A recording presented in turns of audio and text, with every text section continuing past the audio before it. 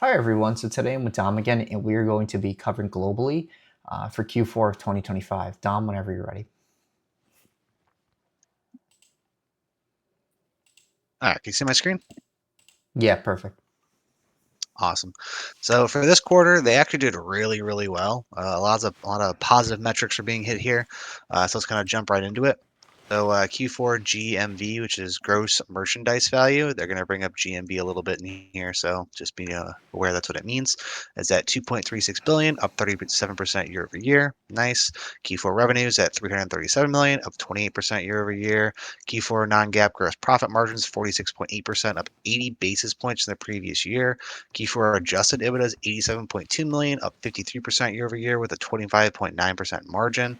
Their full year GMV is at 6.57 billion, up 35% year over year.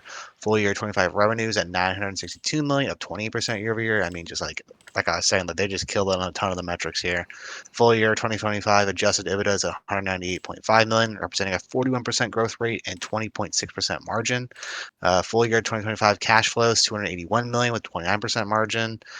Full year 2025 GAAP earnings per share is at 39 cents. Q4 service fee revenue they mentioned is at 160.9 million, up 37% year over year. Fulfillment services revenue up 21% year over year. I mean, there's only a few left because I'll go over them. Operating cash flow is 216 million. 2026 revenue guidance is at between 1.21 billion and 1.27 billion, which is a 29% growth rate at the midpoint. And then 2026 adjusted EBITDA guidance 259 million to 284 million with 21.9% margin. I mean, everything around the board is just great. Up huge percentages for everything. Honestly, I can't ask for too much more except higher numbers, but even that would probably be hard to top. So I'd say excellent quarter for him. Really did really, really well all around. Really nothing you can even complain about from an investor standpoint.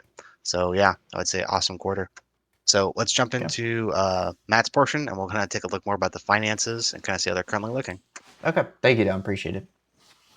Yeah. All right. So let me share my screen and go ahead and we're going to take a look because for some reason, Dom's article didn't explain that. One important thing is that they actually became GAAP profitable for the first time ever and for the first full year of 2025. So really good for them. They came in at like 668.3 million. It's not the reason why I'm covering it's not reflected in the net income that we're going to see in Yahoo Finance. They haven't updated it completely, but I thought I should just at least start with that. Now, when we take a look at Tipranks first, second, you have that it's currently a strong buy, 8 buys, 1 hold, 40% upside, low of 40, average of 48, and currently trading at 34 bucks a share. So again, really good upside. Looks like a great stock. Obviously, there's a lot of risk because it's a smaller company, but they've really been hitting all the metrics. I totally agree with them. They've been doing extremely well. So very good for them.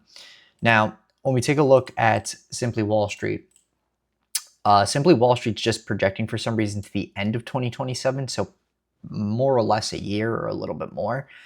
So not exactly the full 2.5, 3 years. But regardless, we have 280 million now. By 2020, December 30th, 2027, they're saying 387 million. So still really good for that short amount of time. A lot of up and to the right, a lot of revenue growth. Really, really good. The financial health of the company looks spectacular. No debt, a lot of cash, which actually grew even a lot more in the quarter, and equity's still high. I mean, can't complain. Looks excellent altogether. When we take a look again at the net income unfortunately hasn't been updated. So that's the reason why I told you about the GAAP profitability. But we have 2021 negative 74 million now. Technically, it's positive 68 million. So again, first full year GAAP profitable, first full year net income positive. So again, really good for them. Hopefully that'll be updated soon for the full year 2025. But yeah, it's looking incredible for them, for the team. When we take a look at where the stock is actually trading at right now, it's 34 bucks a share, 34.68 a share. 52-week high of 46.33 and a 52-week low of 26.66. So, yeah, I mean, it looks pretty good. I would say if you want to be cautious, certainly wait for more for that 52-week low. The company looks incredible right now, regardless. But yeah, just because there's a lot of sell-off uncertainty with the tariff stuff, totally understand. If you don't want to take the volatility, I get it. And lastly, we are going to check my DCF, and my DCF is going to say it's 18% undervalued. I believe this is Wall Street. When we check historical growth, it's going to say it's 60% undervalued. So regardless, it's undervalued. It looks good. The stock looks good. But if you want it to be on the safer side, wait for that 52-week low. But yeah, they're doing everything right. And they look like they have quite a nice future ahead of them. Dom, is there anything else you want to add?